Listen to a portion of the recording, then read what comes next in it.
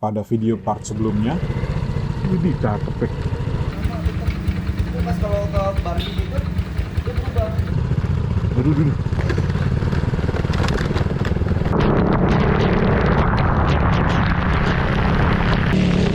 Oh, hujannya makin keras nih. Waduh, pinus-pinus gitu, guys. Gimana?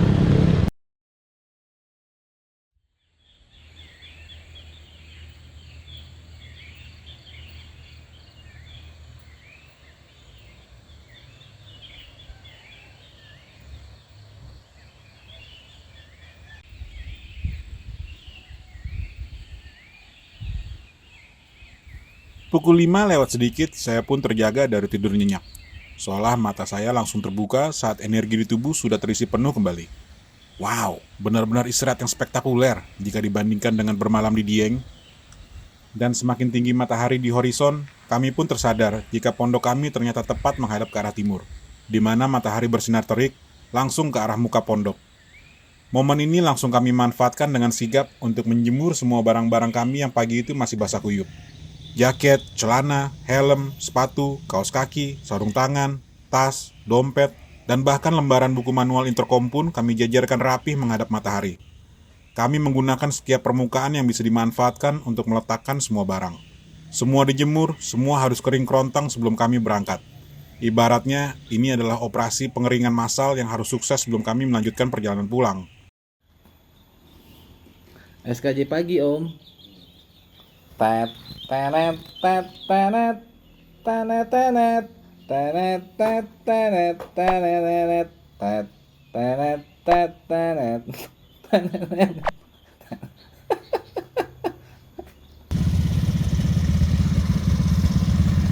Wih.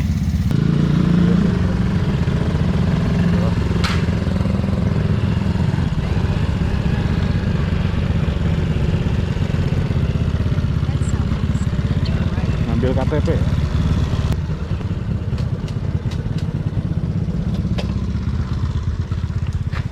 Iya. Ya mas. Kartu mana? 04.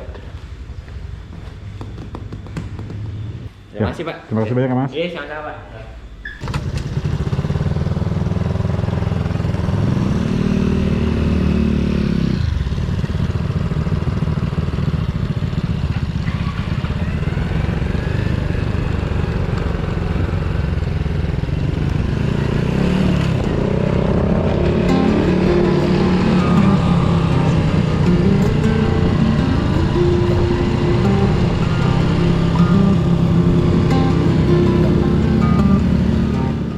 Jarum jam menunjuk pukul 9:15 pagi saat kami meninggalkan Surya Hotel and Resort untuk memulai etapa terakhir, perjalanan pulang.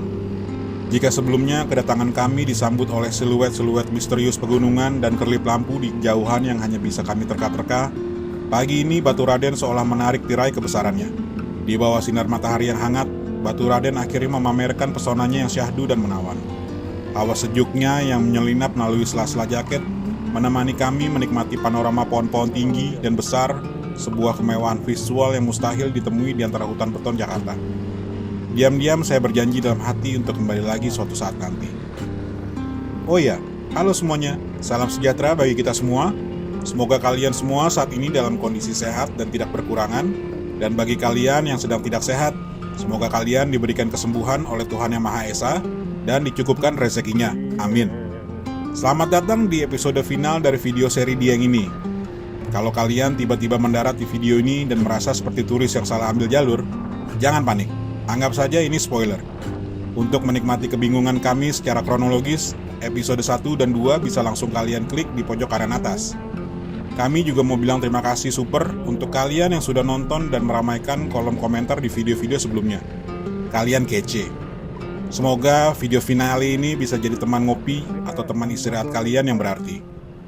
Nah, tanpa banyak basa-basi lagi, mari kita lanjutkan perjalanan pulang kami.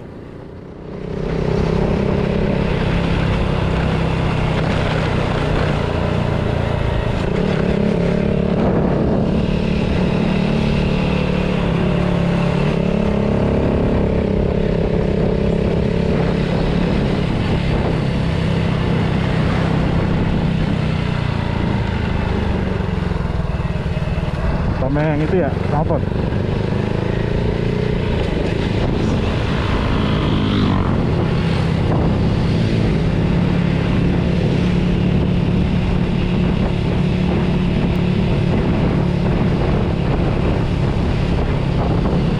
Iya, iya, kiri.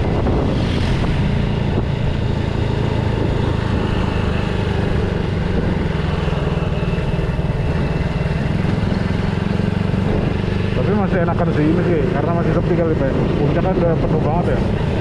Foto guys, foto jangan lupa.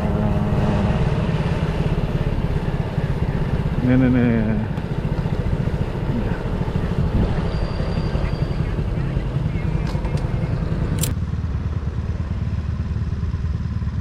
Om, majuan. Kesini dikit om, nggak bisa ya om.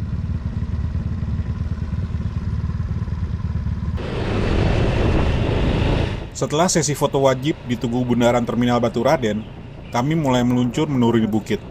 Pemandangannya luar biasa. Tapi apa yang kami cari? Pemandangan yang lebih esensial. Bengkel motor. Benar sekali. Bengkel lagi. Kali ini giliran Bro Niko yang merasa setelan karburatornya kurang mesra. Ia butuh intervensi singkat, hanya sebatang obeng panjang untuk menyempurnakan bukaan gasnya. Di titik ini, saya mulai curiga bahwa beberapa kawan saya ini memiliki alergi akut terhadap perjalanan yang mulus. Selalu harus ada drama perbengkelan sebagai menu pembuka. Polanya sudah sangat jelas. Hari pertama, motor Bro Niko butuh perhatian. Hari kedua, giliran kuda besi Om Bowo yang minta jajan. Dan di hari terakhir ini, seolah menutup sebuah siklus, motor Bro Niko kembali menagih ritual paginya. Saya jadi bertanya-tanya, jangan-jangan ini semacam sesajen modern sebelum memulai perjalanan. Teori konspirasi saya semakin kuat ketika saya sadar keduanya berasal dari padepokan yang sama. Mungkin saja bengkel yang sering mereka sebut itu sebenarnya adalah nama samaran untuk sebuah kultus di dunia permotoran. Siapa tahu kan? Lebar.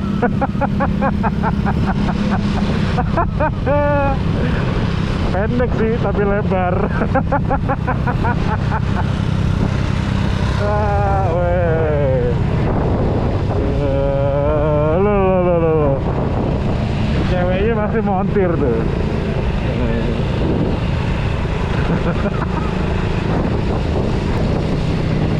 Itu Pe, kanan Pe. Kanan. Kan obeng.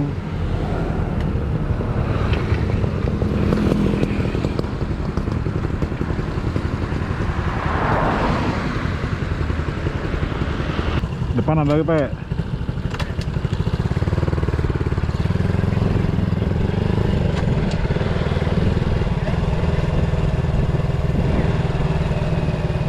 Ini Pe, ada spare part nih Pe.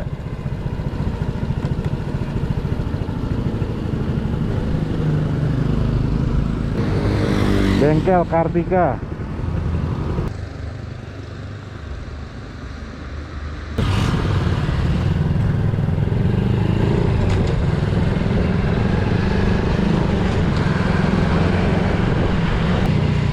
Mana?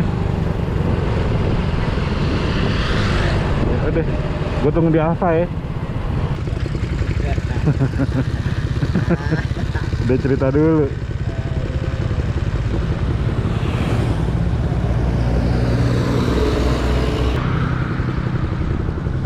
Lo bayar berapa Pe? Mantap.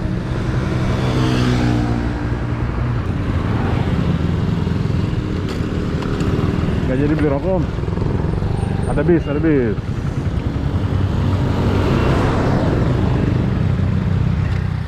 Setelah melakukan audisi di beberapa tempat, akhirnya kami menemukan seorang maestro yang paham betul di mana letak titik sakral yang ingin dikilik-kilik oleh Bro Niko.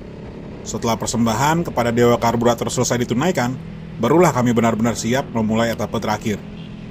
Kini, kami dihadapkan pada sebuah pilihan fundamental, pulang lewat jalur cepat atau jalur yang berkesan. Opsi pertama adalah Pantura, efisien, namun kami tahu persis paket yang ditawarkannya. Pemandangan monoton, sauna gratis di antara truk-truk raksasa, dan karpet merah kemacetan yang menyambut di gerbang Bekasi. Dengan sopan, kami menolak tawaran itu. Jadi, kami memilih rute yang lebih memanjakan mata dan jiwa. Sebuah rute panjang yang indah melewati kota Banjar, Ciamis, Nagrek, Bandung, dan Puncak Bogor. Lebih lama, sudah pasti. Tapi bagi kami, menukar beberapa jam ekstra demi menghindari drama jalanan Pantura adalah sebuah pertukaran yang sangat-sangat sepadan. Cuaca yang cerah pagi ini seolah menjadi pertanda bahwa semesta pun setuju dengan rencana kami. Dengan optimisme penuh, kami yakin perjalanan pulang ini akan menjadi penutup yang berkesan.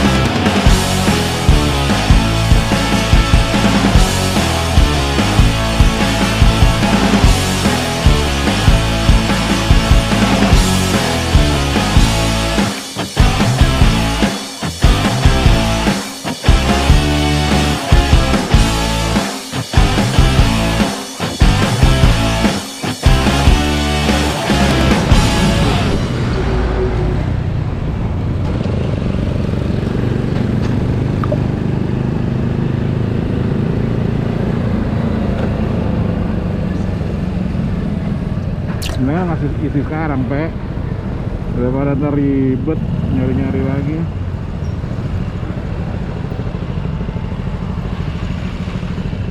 Lo nya sabar, kitanya nggak sabar, Pe. Selepas dari batas kota Purwokerto, Om Bowo memberi isyarat untuk menepi di SPBU, sebuah prosedur standar saat tangki mulai kosong. Tawaran logis agar Broniko ikut mengisi pun dilontarkan. Dan seperti yang bisa diduga dari seorang yang gemar menantang takdir, tawaran itu ditolaknya dengan dalih bensinnya masih punya nyawa untuk 11 km lagi. Entah kenapa, bagi sebagian orang, sensasi mengisi bensin di saat jarum indikator sudah mencium dasar tangki adalah sebuah candu. Mungkin ada kepuasan batin tersendiri saat hidup di ambang batas, bahkan untuk urusan bahan bakar. Keputusan brilian ini menjadi semakin menarik jika kita melihat data teknis. Di satu sisi ada Honda Revo saya yang iritnya legendaris. Di sisi lain Yamaha Mio Om Bowo dengan tangki touring 8 liternya. Lalu ada Honda Beat Karbu milik Broniko, motor 110cc yang sudah di bore up jadi 125cc, yang notabene lebih haus dari spek standarnya, mengingat tangkinya hanya menampung 3,7 liter bensin doang. Jadi penolakannya bukan lagi terdengar seperti keras kepala, tapi lebih seperti sebuah undangan untuk drama mencari SPBU episode kesekian, yang sudah pasti akan tayang beberapa kilometer di depan. Sebuah skenario yang sangat bisa ditebak dan ya, sedikit menguji kesabaran. Tapi ya, sekarang mulah John.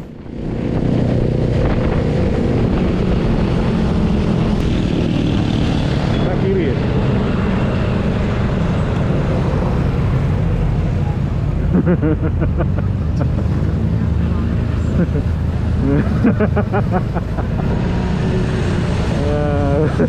Sorry, ke kiri, gue lupa nengok. Terus lampu merah, Pe. Gue telat ngeliat itu, lihat peta ya.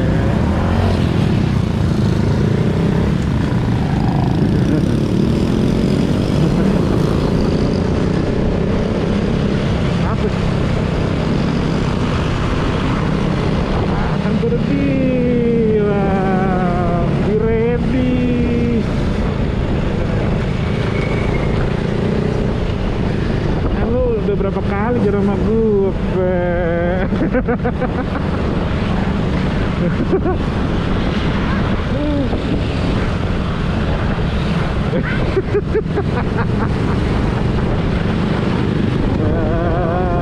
Ada di depan Om ya. Tak jauh dari SPBU tadi, tepat setelah pertigaan Taman Kota Haji Barang, Google kembali memberi titah untuk belok kiri, tinggalkan jalan nasional, dan masuk ke sebuah rute potong kompas yang menelusuri pedesaan. Saya yang baru sadar di detik terakhir langsung membanting stang tanpa aba-aba. Manuver mendadak ini sukses memancing Om Bowo di belakang untuk meneriakkan sebuah kata sakral dari Kamus Umpatan Jawa Timuran. Syukurlah lajurnya kosong saat beliau mengerem mendadak. Mendengar kata itu, saya justru terhibur. Sebuah umpatan langka yang terdengar begitu puitis di telinga. Namun melihat kita memasuki jalan alternatif ini justru memicu reaksi yang berbeda dari Bro Niko. Dengan nada khawatir, terdengarlah keluhan yang sudah kami prediksi. Di depan ada pompa bensin nggak ya? Saya dan Om Bowo tidak bisa menahan tawa mendengarnya mulai panik. Tentu saja kesempatan emas ini langsung saya sambar dengan kalimat sakti, "Nah kan udah gue bilang," dengan nada puas yang tak bisa disembunyikan. Maka dimulailah misi penyisiran jalanan dengan kewaspadaan tingkat dewa. Semua demi menemukan penampakan rak botol penjual bensin eceran.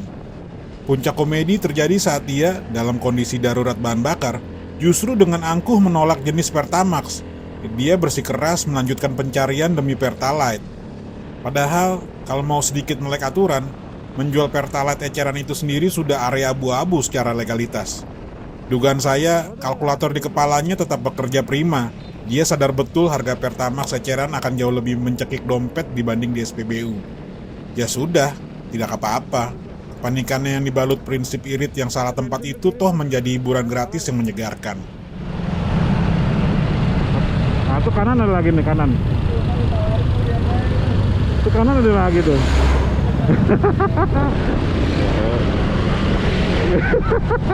Serah ya kan. Iya Om ya, serah deh ya. Awas bis.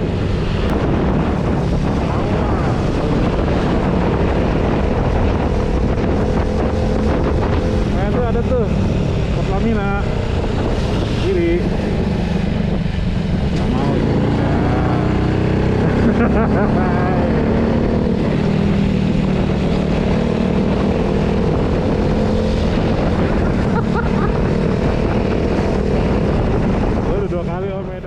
Setelah melintasi sekian jembatan, menaklukkan beberapa tanjakan, dan melewati puluhan petak sawah kemudian, interkom saya mendadak sunyi.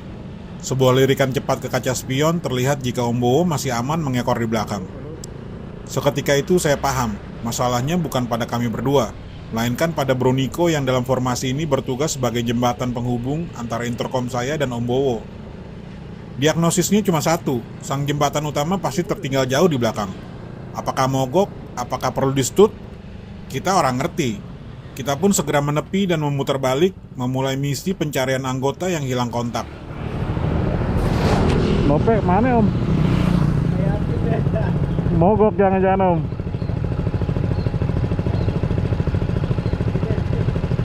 Jadi isi bensin deh. Balik ya Om ya.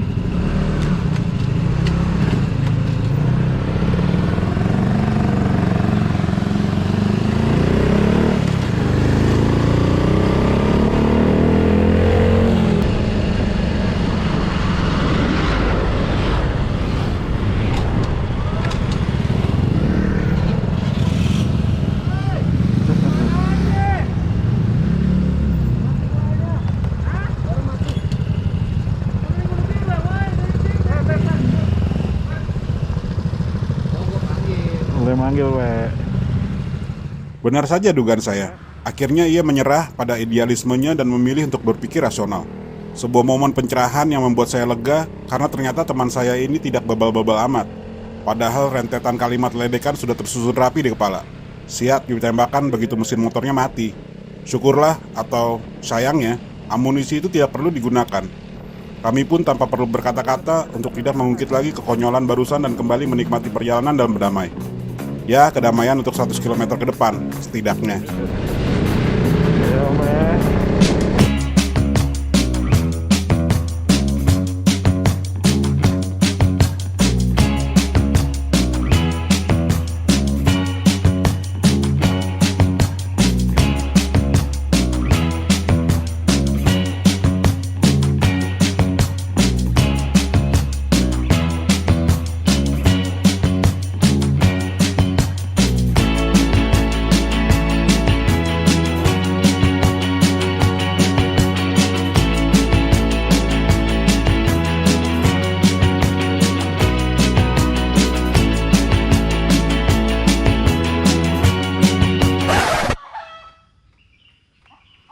Oke. Mau istirahat dulu? Pulang aja.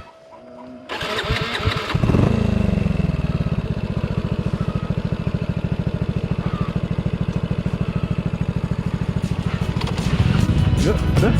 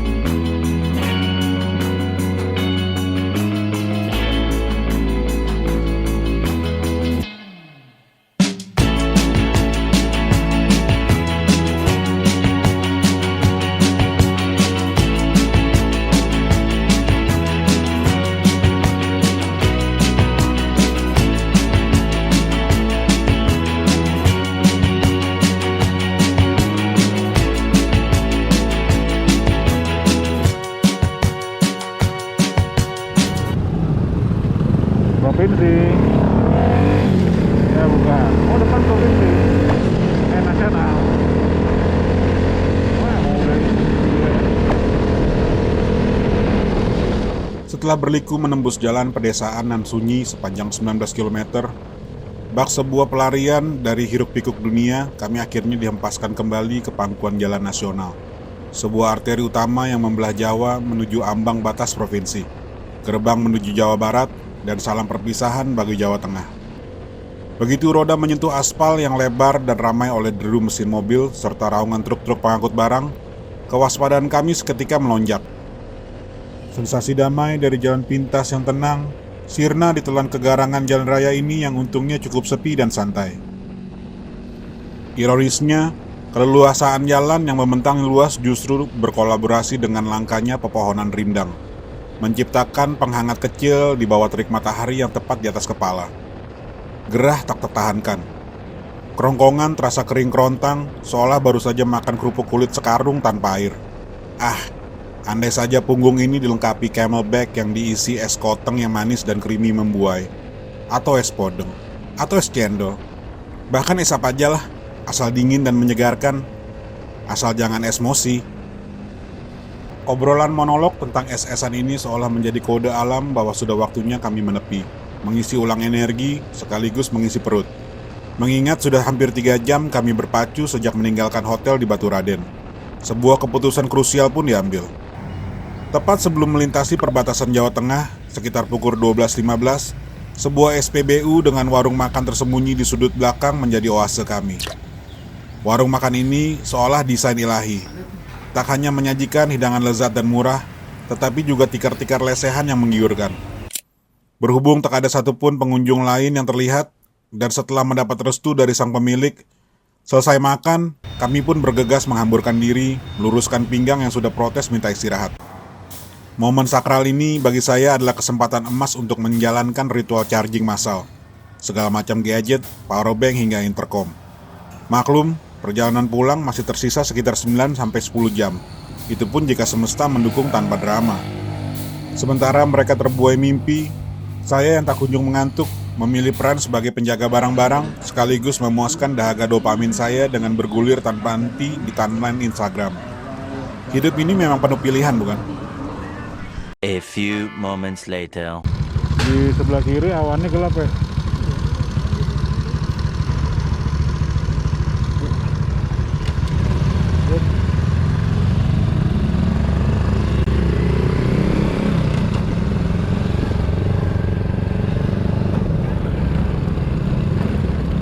kosong terus.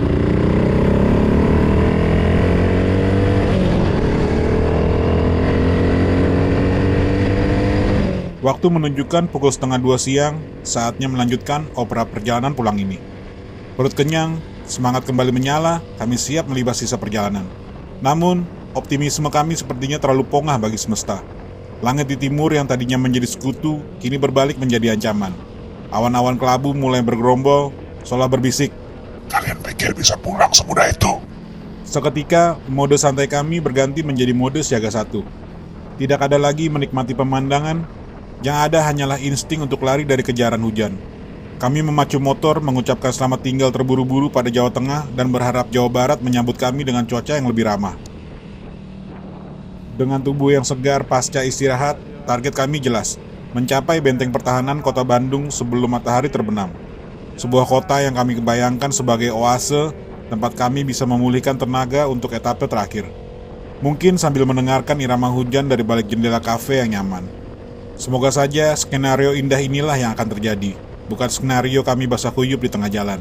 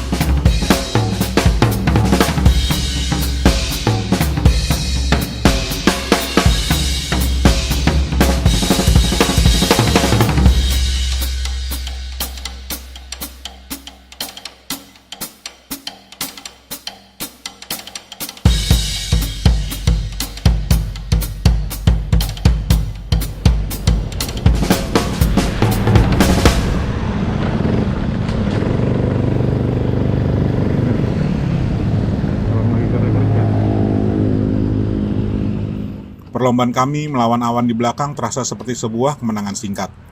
Kami berhasil menjaga jarak, merasa sedikit lebih unggul dari takdir. Namun perasaan itu hanya bertahan sekejap, karena semesta adalah sutradara drama yang paling handal. Saat memasuki wilayah Ciamis, sebuah pemandangan horor terhampar di depan. Awal kelabu yang sama pekatnya sudah menunggu, membentuk brikade yang tak bisa ditembus. Ternyata kami tidak sedang dikejar, kami sedang digiring ke dalam sebuah jebakan. Sebuah strategi kepung yang brilian dari sang angkasa. Di titik itulah sisa-sisa optimisme kami dari pagi hari resmi menguap. Kalah oleh kelembapan udara. Kami kalah. Telak. Maka dengan berat hati, kami mengibarkan bendera putih. Arena pertarungan epik kami melawan langit ini berakhir di tempat yang paling tidak puitis yang bisa dibayangkan. Sebuah parkiran toko material aluminium. Dengan gerakan yang sudah terlatih karena seringnya bernasib sial, kami serempak mengenakan baju zirah anti air kami, jas hujan. Sebuah ritual penerimaan takdir sebelum kami maju menantang badai. Kami mungkin kalah dalam pertempuran untuk tetap kering, tapi kami menolak kalah dalam pertempuran melawan masuk angin.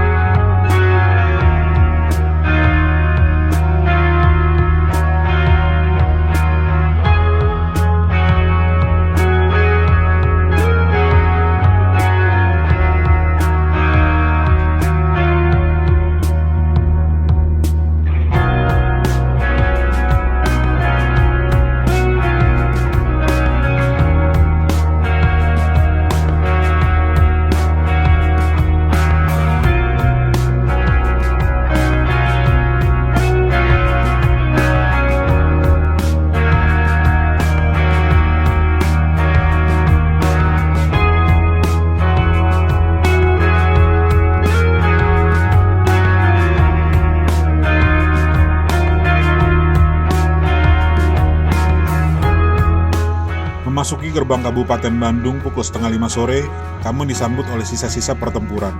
Hujan telah reda, meninggalkan kabut sendu yang menyelimuti tanjakan Nagrek. Akhirnya, setelah 2,5 jam digempur tanpa henti, kami bisa bernapas lega, walaupun kondisi kami sudah basah kuyup sampai ke lapisan terdalam. Badan kami menuntut istirahat, tapi target kami, kota Bandung, sang oase tujuan kami, masih terasa seperti fata morgana di kejauhan. Dan di tengah dilema ini, muncul sebuah urgensi dari dimensi lain, dimensi domestik. Broniko, sang satria jalanan, tiba-tiba harus beralih peran menjadi seorang ayah modern abad ke-21. Dari sadel motornya di Nagrek, ia harus mengatur logistik penjemputan kedua anaknya dari kegiatan ekstrakurikuler di Jakarta. Namun, jangan bayangkan ini sebagai panggilan darurat yang heroik semata. Alasan utama kenapa tugas ini jatuh ke tangannya di tengah perjalanan yang basah kuyup adalah karena satu hal yang lebih sakral dari tanggung jawab itu sendiri, voucher diskon di akun taksi online-nya. Disinilah kita melihat prioritas seorang ayah sejati. Keluarga adalah nomor 1, tapi efisiensi anggaran adalah nomor 0. Maka, sebuah warung bakso sederhana di dekat SPBU Herona pun kami sulap menjadi markas komando. Sembari kami menyeruput teh dan gorengan hangat untuk mengusir dingin di badan, Broniko berjibaku dengan ponselnya, menjadi seorang remote control dad yang memastikan anak-anaknya pulang dengan selamat dan hemat.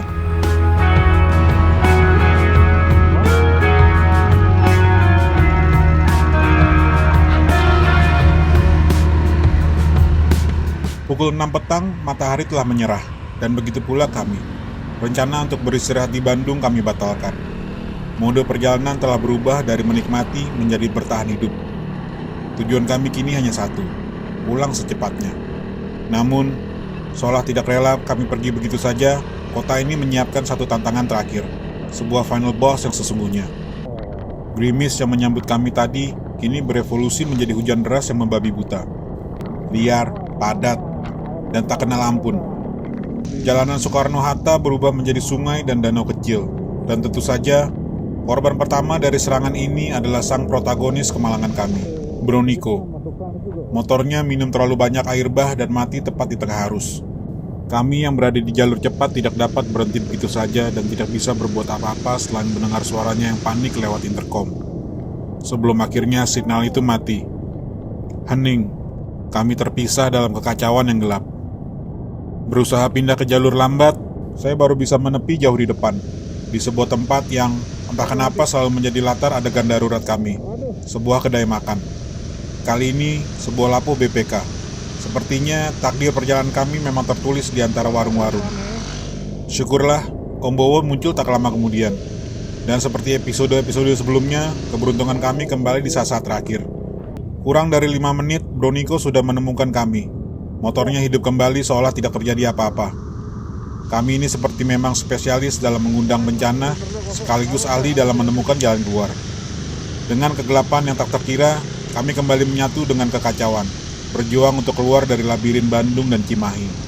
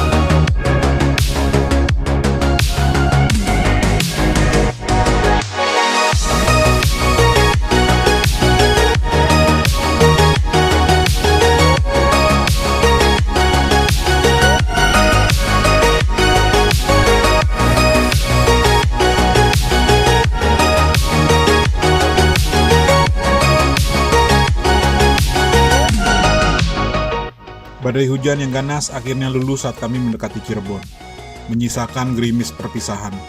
Seiring dengan redanya hujan, reda pula suara di helm saya. Baterai intercom teman-teman saya telah menyerah pada takdir, dan perjalanan kami pun memasuki babak baru, babak sunyi. Kami berkendara bersama, namun terisolasi dalam pikiran masing-masing. Dalam kesunyian ini, saat kami tiba di daerah Gadok, Bogor, kira-kira pukul 10 malam, Dua alarm internal saya berbunyi bersamaan. Alarm ngantuk yang luar biasa berat dan alarm lambung yang keroncongan. Sebuah kombinasi absurd yang membuat pikiran saya kacau. Saya merasa sudah mencapai titik nol secara fisik dan mental. Tidak jauh setelah perempatan Pasar Ciawi, saya membuat keputusan eksekutif. Saya melihat sebuah suar di kegelapan. Lampu dari warteg Putra Bahari yang buka 24 jam.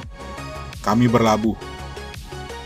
Perut sudah terisi, tapi mata ini sudah diambang batas. Maka saya menyerah. Meja warteg menjadi saksi bisu sebuah power nap paling nikmat dalam sejarah perjalanan ini. Setelah sistem kembali online, kami menghabiskan sisa-sisa tenaga untuk babak pamungkas. Dan garis finish dari petualangan epik ini, sebuah tempat yang sangat ikonik bagi peradaban modern. Parkiran McDonald's Pondok Cabe Pamulang, Tangerang Selatan. Di sanalah, di bawah lampu parkir itu, perjalanan kami secara resmi berakhir. Waktu menunjukkan pukul 1:44.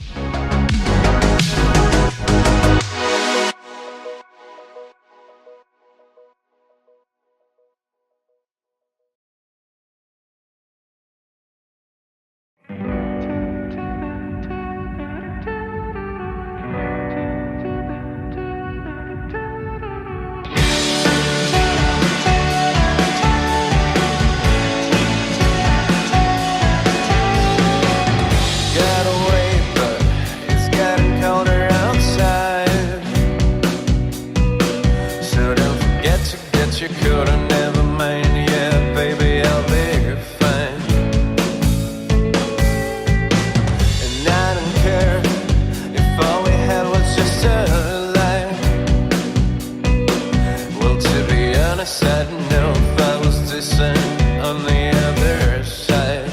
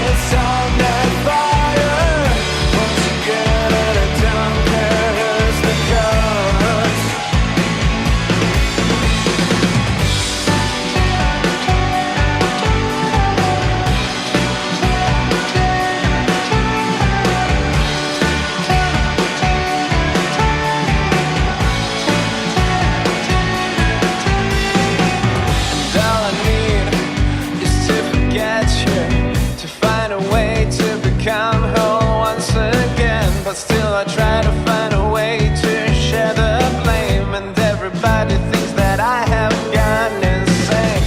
Hope you feel like a caterpillar that's made its way to become a butterfly. I don't care if I have to stay behind. I don't care if you'll make me lose my mind. Brave and what for? I was born to be alone. I was born to be alone. Brave and what for?